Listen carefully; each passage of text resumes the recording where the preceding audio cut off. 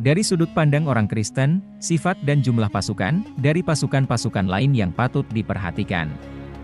Beberapa dari mereka diyakini sebagai kontingen tentara bayaran, yang lain adalah peziarah religius yang bertempur tanpa bayaran. Kontingen Afrika diperhatikan di atas yang lain karena kulit hitam dan topi merah mereka, di sana ada dalam jumlah besar dan penuh dengan niat jahat, orang-orang kulit hitam, melawan Tuhan dan melawan alam, dengan hiasan kepala merah di kepala mereka. Tidak pernah Tuhan menciptakan makhluk yang lebih buruk. Jumlah mereka sangat banyak, semuanya berbalik ke arah kejahatan. Gelombang orang-orang bertopi merah itu seperti pohon ceri yang ditutupi dengan buah yang matang. Mereka yang bertopi merah memiliki sebuah standar yang mereka semua berkumpul. Ini adalah standar Muhammad, yang gambarnya ada di sana sebagai pemimpin dan atas nama siapa mereka datang untuk berperang, untuk mengalahkan kekristenan. Sampah-sampah ini melindungi diri mereka sendiri dengan proyektil-proyektil besar yang mereka bawa. Richard dari Templo memperindah kisahnya lebih jauh, dengan mengatakan bahwa tentara yang sangat besar, cacat, dan biadab, dan tongkat-tongkat mereka yang besar dibubuhi pecahan-pecahan logam. Dia juga berspekulasi tentang asal-usul mereka, menyebut mereka sebagai orang Nadab, baik orang Nobat atau Nabata, Gatuli, Aljazair, Numidia, dan Mauritania. Kelompok-kelompok seperti itu, yang disebut Budak, secara tradisional merupakan bagian dari tentara Fatimiyah yang mendahului Ayyubiyah.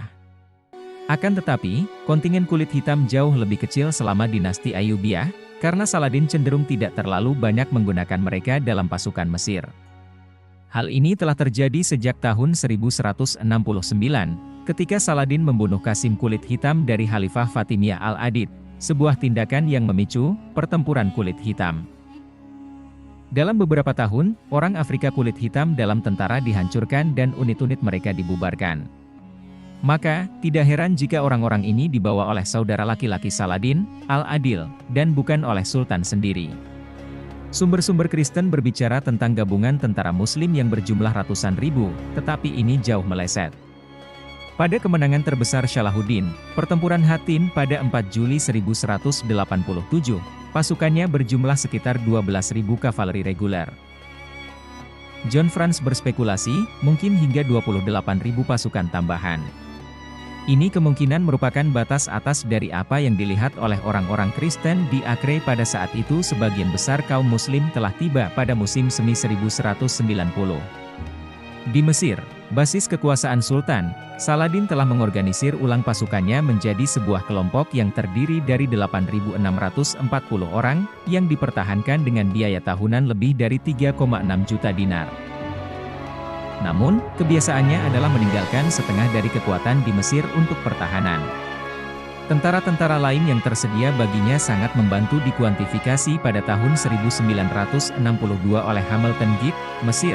4.000, kira-kira setengah pasukan yang disebutkan di atas, pengawal Saladin, Halqa 1.000, Damaskus, 1.000, Aleppo dan Suriah Utara, 1.000, Mosul, Diyarbakir, dan Jazirah, 5.000. Ini mewakili total sekitar 13.000 tentara yang diambil baik dari Halqa Saladin maupun dari penguasa wilayah.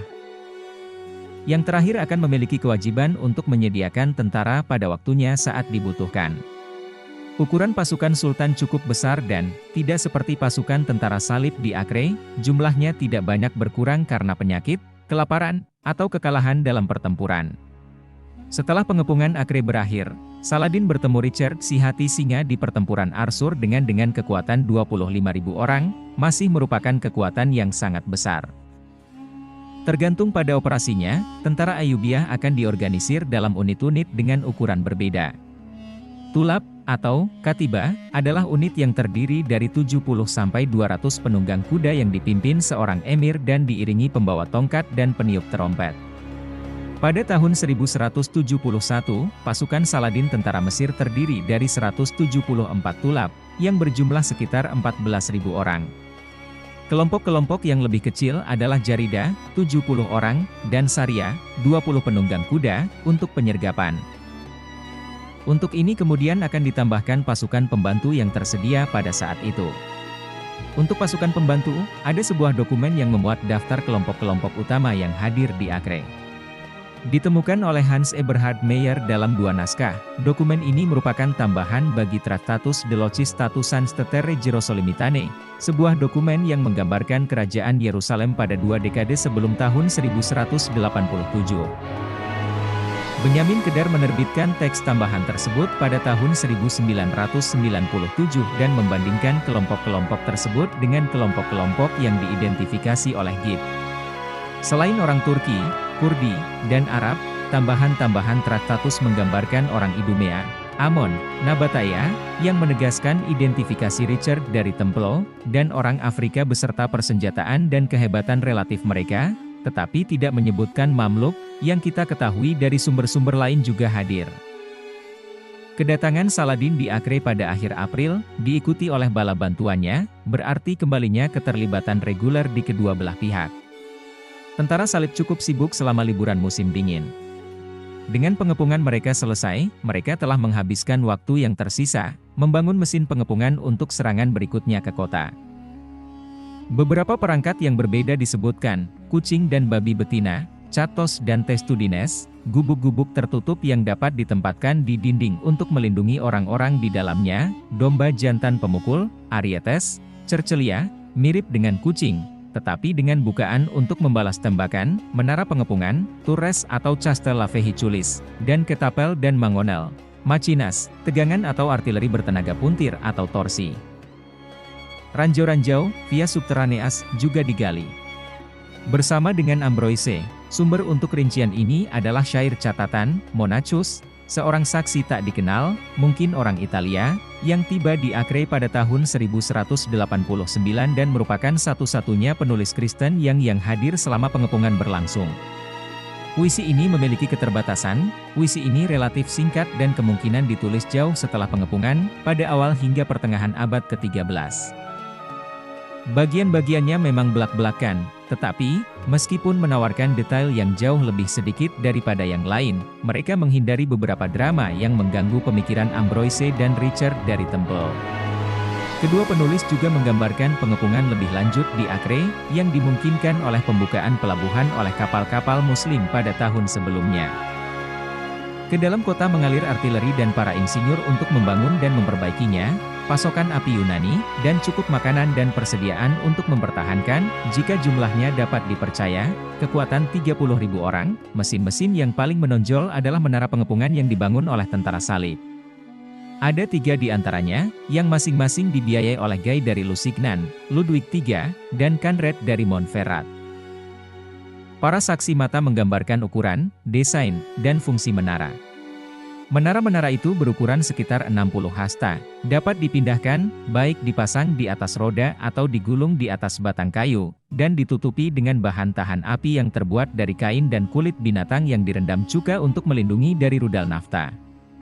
Di depan setiap menara dibentangkan jaring tali, yang dirancang untuk menangkap atau menangkis proyektil apapun yang ditembakkan oleh artileri Acre.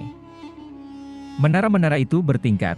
Ibn al-Athar, yang bukan saksi mata, mengklaim bahwa menara-menara itu masing-masing memiliki 5 lantai. Imdud, yang merupakan saksi mata, memberikan 4 cerita. Richard dari Templo berbicara tentang pemanah dan pemanah diposisikan di platform teratas, dan orang-orang yang dilengkapi dengan senjata tongkat di tingkat tengah, sehingga sejarawan dari Mosul itu mungkin sebenarnya mendekati sasaran. Ibnu Sa'd mengklaim bahwa setiap menara menampung 500 orang. Terakhir, setiap bangunan diapit oleh ketapel, yang bertujuan untuk membalas tembakan artileri Muslim jika diperlukan, atau jika tidak, untuk menggempur tembok Acre. Garnisun Acre dikejutkan dengan ketakutan oleh menara-menara ini, pemandangan yang bahkan mendorongnya untuk masuk ke dalam negosiasi penyerahan diri untuk kedua kalinya. Namun, sekali lagi tentara salib menolak, karena percaya bahwa mesin-mesin mereka akan membantu. Tahap awal penyerangan berikutnya ke kota tidak dijelaskan dengan baik. Tembok-tembok diserbu dan tentara salib mulai mengisi bagian parit kota dengan batu, yang akan memudahkan pergerakan menara ke dinding. Ambroise membuat sebuah klaim yang mencengangkan, bahwa Guy dari Lusignan, Conrad dari Montferrat, dan Ludwig III masing-masing diposisikan di menara ketika serangan dimulai. Ini merupakan risiko yang luar biasa bagi para pemimpin ini, tidak peduli seberapa baik menara itu dilindungi.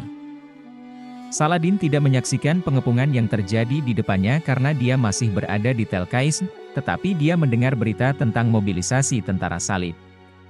Oleh karena itu, Sultan bergerak lebih jauh ke Tel Al-Aj pada tanggal 2 Mei, di mana ia bisa lebih dekat dengan aksi dan mengarahkan anak buahnya. Di sana, seorang utusan dari kota tiba untuk mengkomunikasikan status kota dan, kemungkinan besar, fakta bahwa garnisun sedang mempertimbangkan untuk menyerah. Dia diam-diam berenang menyeberangi pelabuhan untuk menghindari blokade. Saladin menggerakkan pasukannya ke posisi yang telah ditentukan, dengan pasukan diatur ke dalam kontingen kiri, tengah, dan kanan. Kali ini, putranya, Al-Afdal mengambil alih komando di sebelah kanan, bukan Takudin.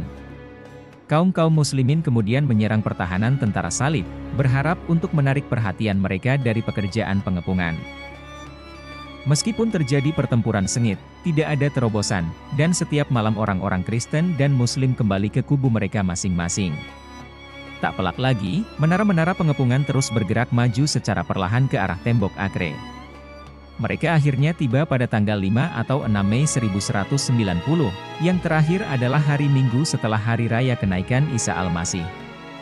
Jembatan dijatuhkan di antara mereka antara platform mereka dan tembok pembatas kota dan mereka melompati tembok tersebut. Menara-menara itu telah menerima rentetan tembakan dalam perjalanan mereka ke dinding. Garnisun itu, bagaimanapun juga, dilengkapi dengan artileri dan memiliki nafta yang diberikan oleh Khalifah Abbasiyah.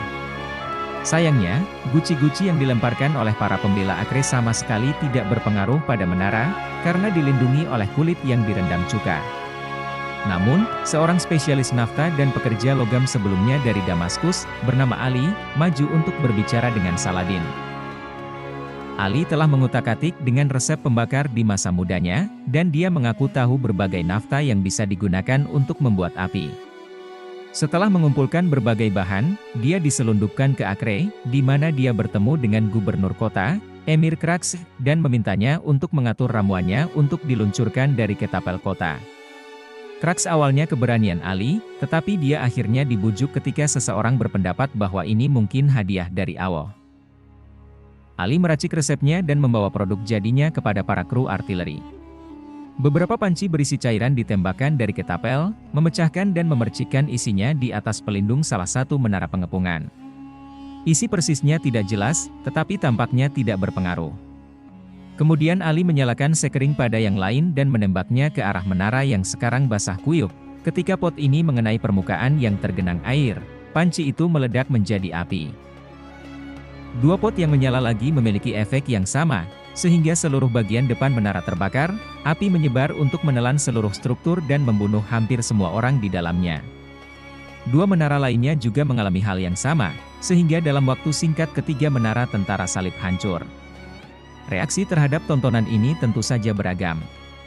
Orang-orang Kristen tidak memiliki rincian yang substantif dan agak murung, seperti yang diharapkan. Richard dari Temple menyesalkan bahwa kemenangan telah hilang. William dari Newark, yang menulis kemudian dan kembali ke Inggris, tampaknya lebih tertarik dengan gagasan api Yunani itu sendiri daripada dengan hilangnya menara.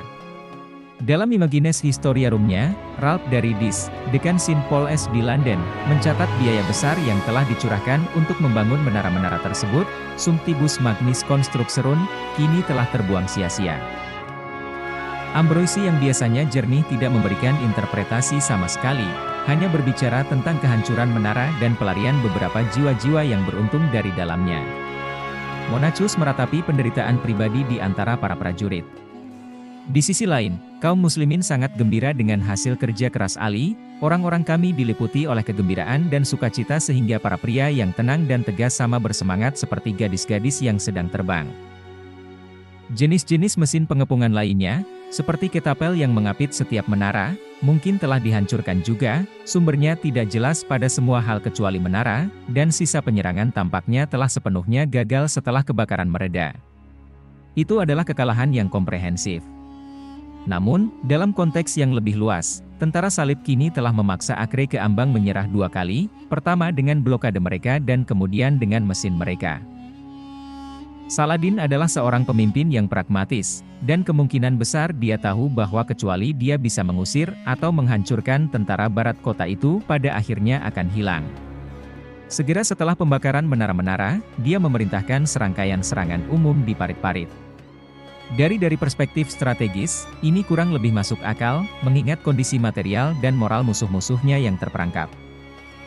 Serangan-serangan itu terjadi sekitar hari Pentakosta, 13 Mei, dan pertempuran berlangsung selama beberapa hari. Tidak ada pertempuran resmi selama periode ini, tetapi lebih merupakan dorongan yang terus-menerus di dekat perimeter kamp perang salib, baik dari arah timur dan dari garnisun kota. Bahaya di sepanjang benteng dan di dalam perkemahan itu nyata. Tentara salib penjaga duduk dalam jangkauan garnisun Acre dan sebaliknya, dan selalu ada bahaya terkena panah atau baut yang tidak disengaja.